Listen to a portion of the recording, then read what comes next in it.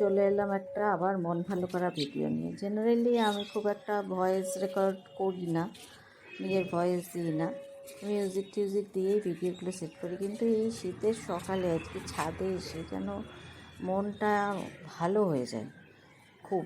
ছাদ থেকে আমার নামতে ইচ্ছা করে না তো, কিন্তু ঘরে কত কাজ থাকে বন্ধুরা জানো, আমার তো নামতেই হবে।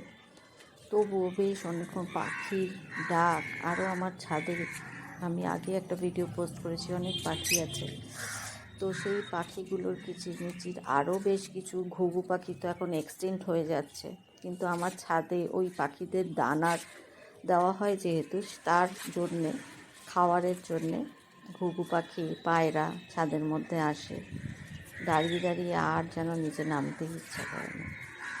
তো সেই লতা মঙ্গেশকরের গান মানে মনের মধ্যে গুনগুন করতে থাকে, ওই গাছের পাতায় রোদের ঝিকিমিকি, এত সুন্দর লাগে। এবার খুব একটা ফুল ফল ছাদে করা হয়নি আমার, কিছু ওই পাতাবাহার গাছগুলোকেই আমি বাল্বগুলোকে খুলে খুলে যেভাবে অনেক গাছ তৈরি করেছি ওগুলো, এবার বেশি খুব একটা গাছ এবার নেই, কারণ আমার শরীরটা ঠিক ভালো নেই, আমি এবার করতে পারিনি সেরকমভাবে গাছপালা।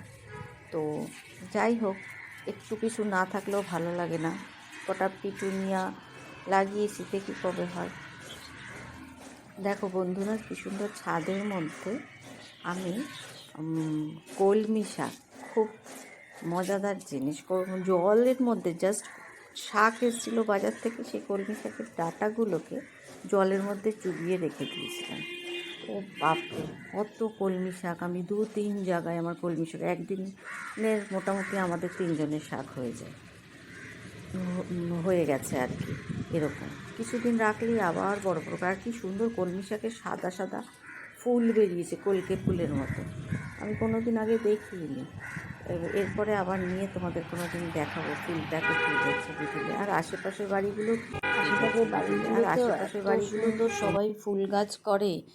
আমার সামনের বাড়ির দাদা তো মানে সারা বছর এত খাটে ফুল গাছের পিছনে, বুড়ো, মানে খুব সুন্দর লাগে দেখতে।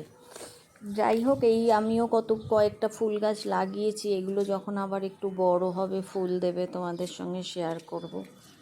এইগুলো কেমন হয়েছে একটু তোমরা কমেন্ট করবে, বলো কেমন লাগছে আমার ছাদ বাগান ছোট্ট। আর এই দেখো কলমি শাক বলছিলাম যে আমি এরকম বাজার থেকে কিনে নিয়ে এসে, দেখো কি সুন্দর কলমি শাকগুলো হয়েছে। আমি এগুলো আরও বড় হবে, শাক কেটে নিয়ে রান্না করে তখন খাবো। আরও কত, এই যে এইখানে আবার লাগিয়েছি, জাস্ট ডালগুলোকে, যেগুলো শাক খাওয়ার পর বাকি থাকে সেইগুলোকে নিয়ে জলের মধ্যে ডুবিয়ে রেখে দিয়েছি।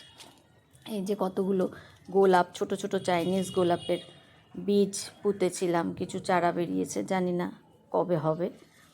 এই যে আমার সব ছেলে মেয়েগুলো, মানে ওদের দেখলে আরও এই বাগানের মধ্যে মন ভরে যায়।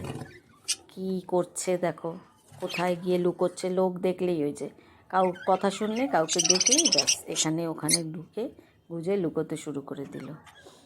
মানে আর এই দুটোকে এনেছিলাম খুব বাচ্চা, কিন্তু কি সুন্দর গায়ের রং হয়ে গেছে, যা সুন্দর দেখতে হয়ে গেছে, দিনে দিনে বড় হয়েছে, এখন দারুণ সুন্দর হয়ে গেছে। এই দেখো, এইগুলো হচ্ছে আমার গত বছরের বাগানের, এইগুলো হয়েছে, এবছর আর পারিও নি কিছু করতে।